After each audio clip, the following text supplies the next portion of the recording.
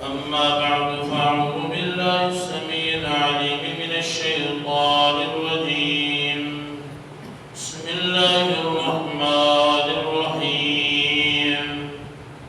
ألم تر إلى الذين يزعمون أنهم آمنوا بما أنزل إليك وما أنزل من قبلك يريدون أن يتحاكموا إلى الطاغوت وقد أمروا أن يكفروا به ويريد الشيطان أن يضلهم ضلالا بعيدا.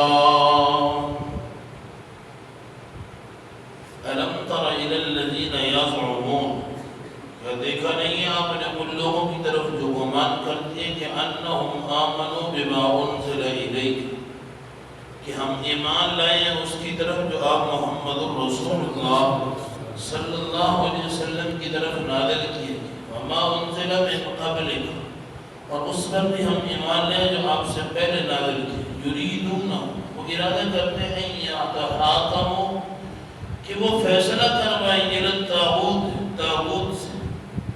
دعویٰ یہ ہے کہ ہم محمد رسول اللہ پر ایمان لے آئے اور جو منزل من اللہ کتاب ہے ہم اس پر ایمان لیں. یعنی طبقہ منافقین ہے، جب فیصلے کی باری آتی ہے، کچھ جھگڑا ہو جاتا ہے تو اپنے طاغوت کی طرف جاتے ہیں. یہاں جو طاغوت ہے وہ کعب بن اشرف یہودی ہے، کعب بن اشرف یہودی ہے یا ابو رافع ہے. اس طرح کی اس قسم کے لوگ جو نبی علیہ السلام کے مقابلے میں کھڑے ہوئے، وَقَدْ أُمِرُوا أَن يَكْفُرُوا بِهِ، ان طاغوتوں سے وہ حکم دیے جاتے ہیں کہ وہ محمد رسول اللہ اور شریعت کا انکار کرتے ہیں. ادھر کلمہ پڑھتے ہیں، منزل من اللہ کے ایمان لانے کا دعویٰ کرتے ہیں، ادھر کعب بن اشرف جیسے یہودی لعن اللہ علیہ وما علیہ محمد رسول اللہ صلی اللہ علیہ وسلم کا دشمن ہے، اعلانیہ دشمن ہے. نبی علیہ السلام کے پاس آیا، گھوڑے پہ سوار ہے، آدھی نبوت مجھے دے دو، آدھی نبوت مجھے دے دو، اس طرف میں نبی بن کے رہوں گا، اس طرف آپ نبی بن کے رہیں. اللہ کے نبی نے فرمایا یہ نبوت کوئی انسانوں کی تقسیم نہیں ہے، نبوت دینے والا کون ہے؟ اللہ ہے. مجھے تو نبی اللہ نے بنایا، اللہ جسے چاہے وہ نبی بنا دے. نہیں جی ایسا نہیں ہو سکتا، میں فیصلے کروں گا، میں یہ کروں گا، ورنہ یہ ہو جائے گا وہ ہو جائے گا.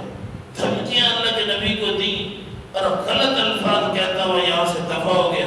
اور مسلمانوں کی مستورات عورتوں کے بعد اس نے غلط اشعار پڑھے.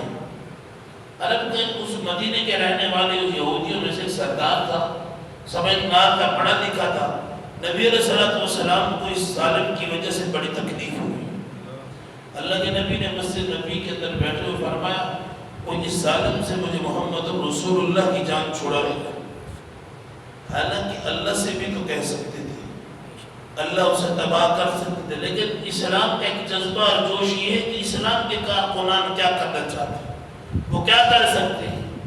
محمد بن مسلمہ رضی اللہ تعالیٰ عنہ کھڑے ہوئے فرمایا یا رسول اللہ مجھے اجازت دو، میں جاتا ہوں اس سے حال وال کرتا ہوں، لیکن ایک اجازت دو کہ اگر آپ کے خلاف وہ باتیں کرے تو اس کی ہاں کے اندر میں ہاں ملاؤں.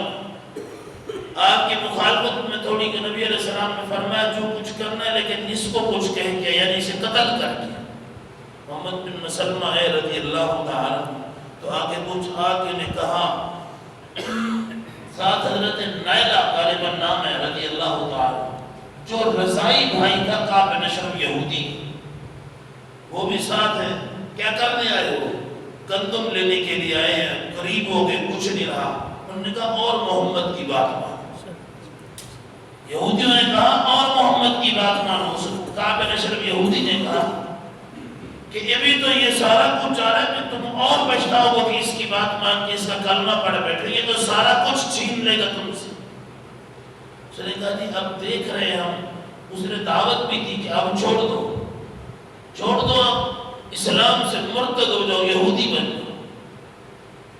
حضرت مسلمہ رضی اللہ عنہ نے فرمایا ابھی دیکھو تو اس محمد کی آخر کیا ہے.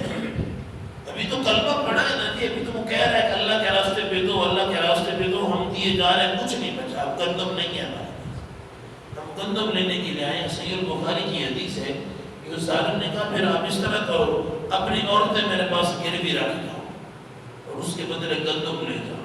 فرمایا یہ تو عزت کا مسئلہ ہے، یہ تو نہیں ہو سکتا۔ فرمایا پھر اس طرح کرو، اپنے بیٹے گروی رکھ جاؤ۔ فرمایا یہ بھی نہیں ہو سکتا، وہ جوانی کے اندر ساری زندگی یہی تانے سنتے رہیں گے کہ آپ کے باپ نے گندم کے بدلے آپ کو یہودیوں کے ہاں گروی رکھ دیا، یہ بھی نہیں۔ فرمایا پھر کیا ہو سکتے؟ فرمایا اس طرح کر سکتے، پھر اسلحہ جو ہے ہمارا اسلحہ ہے، تیر و تلوار فلاں فلاں فلاں، وہ ہم گروی رکھ کے آپ سے گندم لے سکتے ہیں، پھر جب ہم گندم آپ کو واپس کریں گے ہمارا اسلحہ واپس کر دیں۔ اس بات پہ بھی شام کو آ جاتا، رات کا وقت ہے، 3 ساتھی یہاں سے گئے ہیں، آواز دی ہے، اپنی بیوی کے ساتھ چھت کے پر سو رہے ہیں۔ صحیح البخاری کے لفظ ہے، آواز سن کے اس کی بیوی نے کہا اس آواز کے اندر مجھے قتل کی بدبو آ رہی ہے، اس آواز کے اندر قتل کی آواز ہے۔ اس نے کہا نہیں یہ تو محمد بن مسلمہ ہم نہ لائے ہوئے، یہ تو اپنے ہی ہیں، بڑے بڑے بال رکھے ہوئے، حدیث کے لفظ ہے۔ نیچے اترا آیا، حضرت محمد بن مسلمہ نے فرمایا یار بڑی اچھی خوشبو لگاتے ہیں، میں کیا اسے چھو لوں؟ اس نے کہا جی چھو لیں۔ بالوں کے اندر ہاتھ ڈالا، 1 دفعہ 2 دفعہ، ساتھیوں کو سکھا رکھا تھا، تیسری مرتبہ جس سے ہاتھ ڈالا تو مضبوطی سے پکڑ لیا۔ تو فرمایا دیر نہ کرو وقت الحادہ، اسے ادھر ہی قتل کر دو۔ تو صحابی نے تلوار ماری، جو گردن تھی وہ محمد بن مسلمہ کے ہاتھ میں گئی۔ یہ نبی کا دشمن تھا۔ آئے بعض احادیث میں علامہ ابن عاشور نے تحریر و تنبیہ کے اندر لکھا کہ نبی علیہ الصلوۃ والسلام کے پاس محمد بن مسلمہ سے پہلے جبریل آ چکے تھے۔ فرمایا ہم نے جنت کی بشارتیں عطا کر دی کہ نبی کے دشمن کے ساتھ ایسا کرے گا، وہ عزت ہے، وہ غیرت ہے، وہ حمیت ہے، وہ نبی کی اہمیت ہے، اللہ کی شریعت کی عزت، توقیر، احترام ہے۔ جو اس کا خیال کرے گا اللہ نے اس کے لیے جنت کے 8 دروازے کھول رکھے۔ تو کیا فرمایا ایتھاکم الی الطاغوت وقد امروا ان یکفروا بہ، ادھر کلمہ پڑھتے ہو، محمد رسول اللہ کے پیچھے نمازیں پڑھتے ہو، فیصلے کی جب باری آتی ہے تو پھر ان کی طرف چلے جاتے ہو۔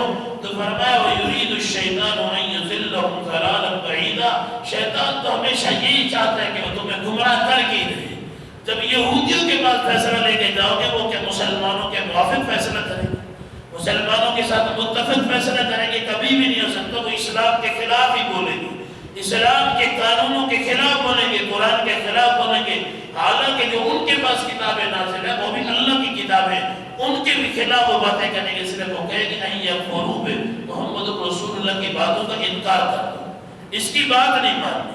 تو اس وجہ سے یہ یہودیوں کا کام تھا فیصلے انہی سے کروانے، منافقین کا کام تھا فیصلے انہی سے کروانے۔ اللہ کے نبی علیہ السلام کو تکلیف دینے کی کوشش کرتے تھے، لیکن اللہ حفاظت ہی کرتا رہا اور حفاظت ہی فرماتا رہا۔ قرآن مقدس کے بعد مقامات سے یہی ملتا ہے، جو شریعت کا بن جائے، شریعت کے مطابق اپنی زندگی بنا لے، اللہ اس کے اوپر اپنے محافظ کھڑے کر دیتا ہے۔ وہ فرشتوں کی صورت میں ہو، وہ کسی صورت میں، اللہ ان کا خود ہی محافظ بن جاتا ہے۔